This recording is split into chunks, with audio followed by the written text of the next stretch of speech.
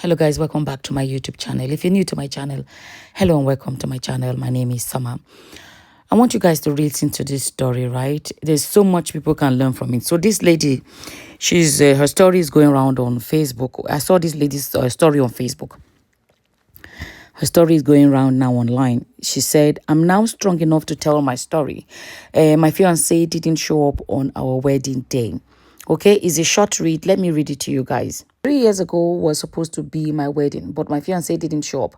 I called him on our wedding day to ask if he would be needing the bow tie that I bought for him, or he would be using the long one he bought himself, and his phone was switched off. Nothing negative ever crossed my mind at that moment because there were no traces of doubting or whatever at all. So I felt his phone was down or something. I continued with my preparations. Marcus and I were at the hotel throughout Wednesday. At 6 o'clock, his line was still off. So I said, let me go and check him in his hotel since I know where he lodged. I took my car key, handed over to my elder brother to drive me there as I was somehow anxious to know what was happening. When we got there and the receptionist said he has checked out on Wednesday, that same day that I was here throughout and left in the evening, she said yes. I started shivering. My brother asked me to calm down and that he probably didn't like their service and checked into another hotel. But he didn't tell me anything. His line isn't even going, I said. We just swipe up there. It's on. We went back home. All my friends were already at our house a night before. All the families were around. People traveled from a long distance. In fact, my best lady came down from London just to support me because I was the one who linked her with her husband, and I have always been there for her. So she had promised never to have missed my special day. I was devastated. Still, his number wasn't going.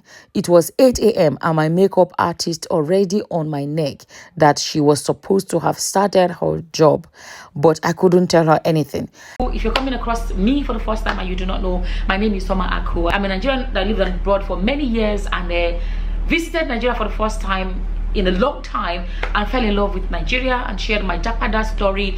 And as we speak, I now own a shortlet and I'm very close to the airport. If you're coming into Nigeria, you need somewhere to stay, contact me, the number on the screen. If you want to stay in my shortlet, it's going to be the cleanest shortlet you've ever been in.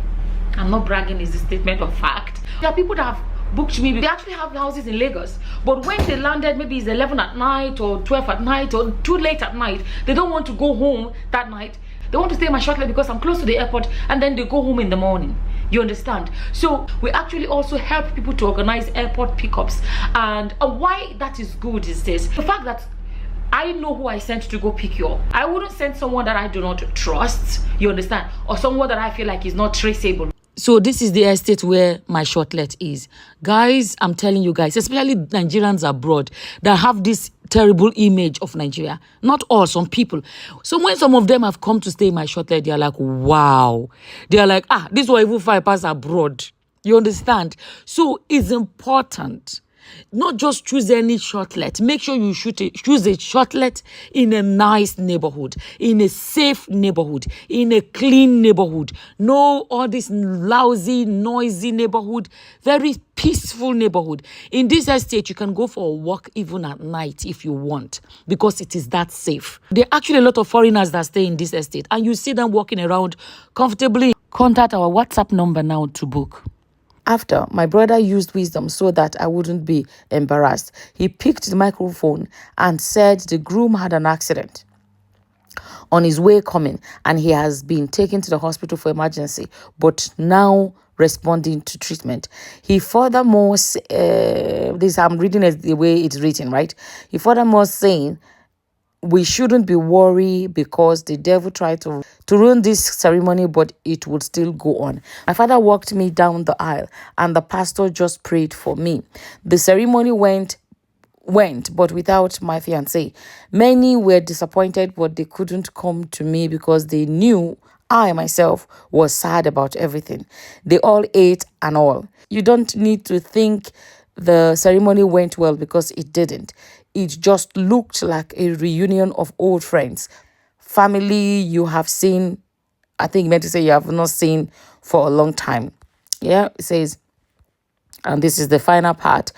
It was this time I opened up to my parents and my brother that he borrowed 6 million from me. So the reality made me realize that I was actually duped by my boyfriend of 2 years that lied to me about his.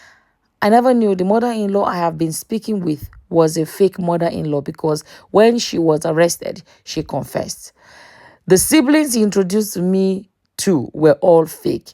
I have a weight loss program in case you're coming across this and you want to sign up. I'm going to put the link in the description box and in the comment section. And if you want to Google it, it's summerhealthyweightloss.com, because it's not just about losing weight, but losing it in a healthy way is important. Be careful. I've been saying it. I've been doing this disclaimer. If you do not have the discipline to stop when you reach the ideal weight, please do not do it, because you're going to lose too much weight. You don't have to starve. You don't have to go to the gym. It will blow your mind. So it's summerhealthyweightloss.com. That is my website. Don't think I'm not smart.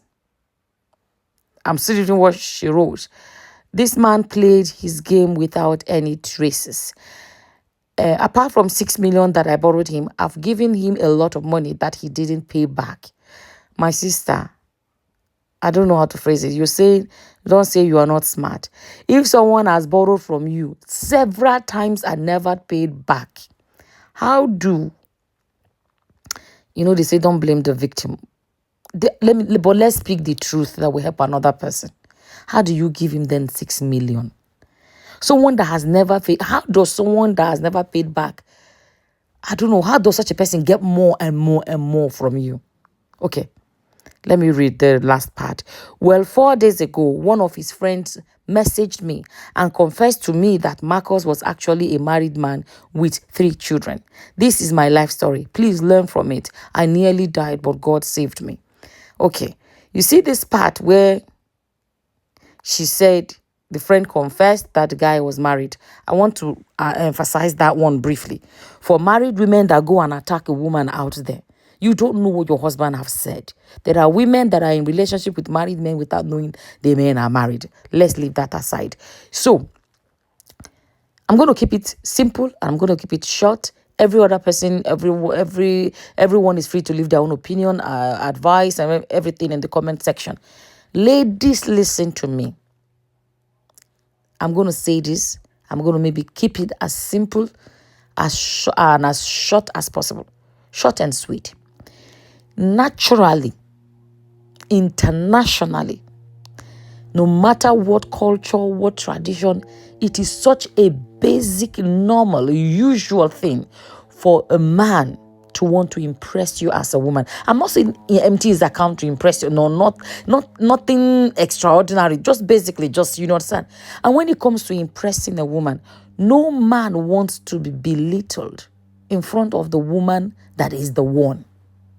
What is my point? If a man decides that you are the one, there is a way they want to be in your presence. When a man begins to ask you for money as a woman, it is 99.9% red flag that you are not the one. Are you listening? Especially in Nigerian context. A man wants to show the woman that is the one that they are able. They don't have to be billionaires or whatever, but they don't want to feel like a liability. When you are the one, the man will not want to belittle himself by asking you for money. Asking you for money is already one of the biggest signs that he doesn't worry about being belittled. It's the typical sign that you are not the one. It may be a sign that you are the one to be duped. You're the one to be scammed. You're the one to be used and dumped. But I'm talking about the one to be loved and cherished. When you are not the one of the biggest signs is when he starts asking you for money. Because he doesn't worry about being embarrassed because you're not the one. He doesn't worry about feeling belittled because you're not the one. Impressing you Not necessarily impressing you by giving you money, but impressing you by showing you that he's not a liability, by showing you that he's already a standing man. If a man does not see the need to impress you in those ways, it is most of the time a sign that you're not the one.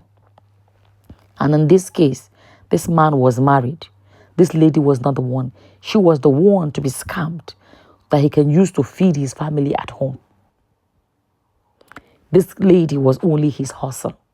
Personally, I believe that for a woman, when a man is speaking with you, the minute he acts, he drops, the minute man drops every shame, self-respect, and bring himself so low to begin to ask you for money, take it as a sign.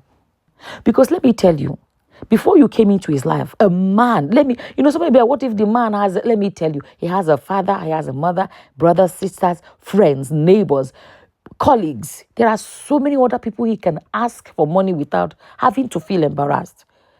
If he can leave all of these people and ask a woman he's trying to impress for money, one day, you are not the one.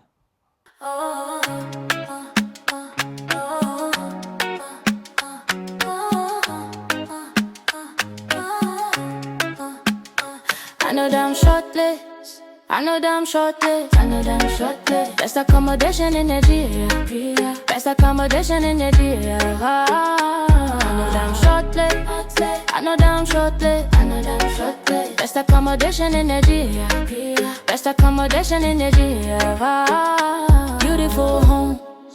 I know that I'm shortlet. I know that I'm shortlet. We pick you up from the airport. I know that I'm shortlet. We show you around town. I know that I'm shortlet.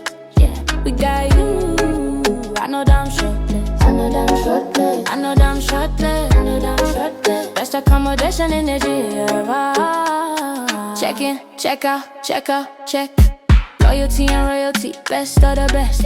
All the hosts stay under duress. Shortlets under stress. Say less.